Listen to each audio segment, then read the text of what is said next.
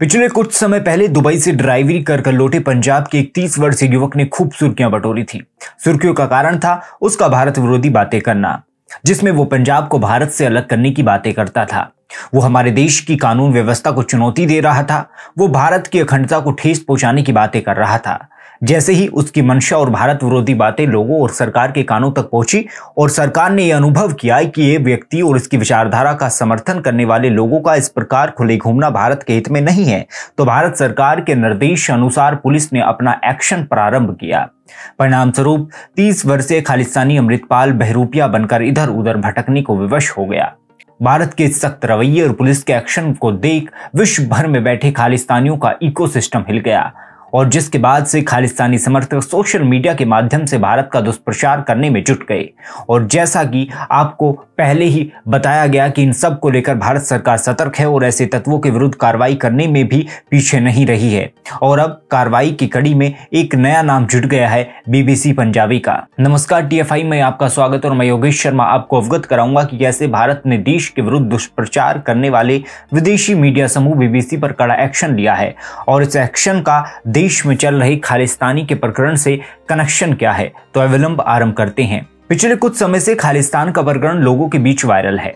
भारत में खालिस्तान बनाने की मांग करने वाले खालिस्तानियों को जब से भारत ने सबक सिखाया है, तब से विश्व के अलग अलग देशों में फैले एक खालिस्तानी भारत के विरुद्ध विष उगलने का काम कर रहे हैं।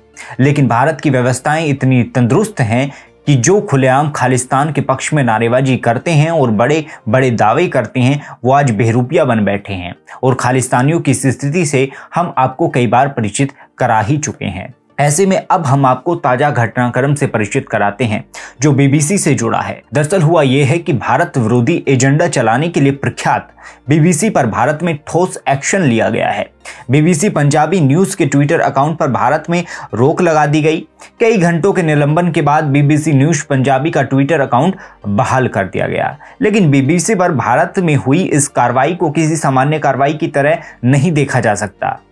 देखिए, बीबीसी का भारत के मामले में ट्रैक रिकॉर्ड अच्छा नहीं है। अक्सर कई अवसरों पर भारत के विरुद्ध दुष्प्रचार फैलाने में उसकी संतृप्तता पाई जाती रही है। यही कारण है कि बीबीसी पर समय समय पर भारत में कार्रवाइयां होती रही हैं।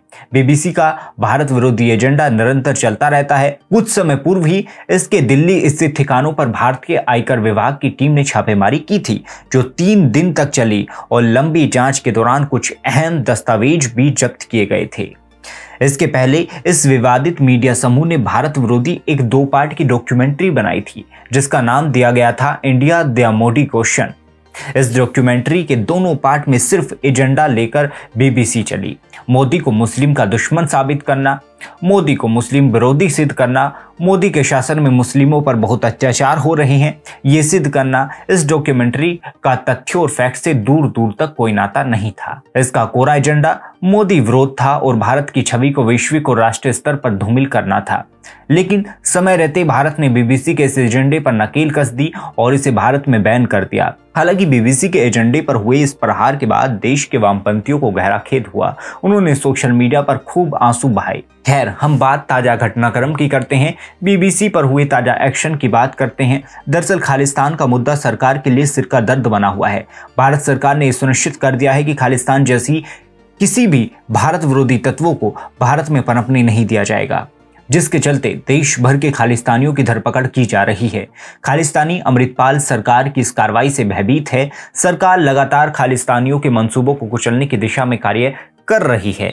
देखिए, आज सोशल मीडिया का दौर है और इस दौर में सोशल मीडिया के माध्यम से देश विरोधी लोगों को अपना दुष्प्रचार करना आसान हो जाता है। खालिस्तान वाले केस में भी यही देखा जा रहा है। विदेश में बैठे खालिस्तानी सोशल मीडिया के माध्यम से लगातार अमृतपाल और उसके समर्थकों का समर्थन करने का प्रयास कर रहे हैं। ऐसे में अमृतपाल के विरुद्ध हुई कार्रवाई के बाद जगमीत जैसे खालिस्तानी सरगना भारत के विरोध में बातें लिख रहे थे, जिसके बाद भारत सरकार ने विदेश में बैठे ऐसे खालिस्तानी सरगनाओं को सबक सिखाने का कार्य किया और अकाउंट्स को भारत में सस्पेंड कर दिया गया। अब खालिस्तान जैसी देश विरोधी ताकतों पर हो रहे भारत के इन प्रहारों के बीच भारत विरोधी एजेंडा चलाने के लिए विख्यात बीबीसी के पंजाब भाषा के चैनल बीबीसी पंजाबी पर एक्शन लिया गया है।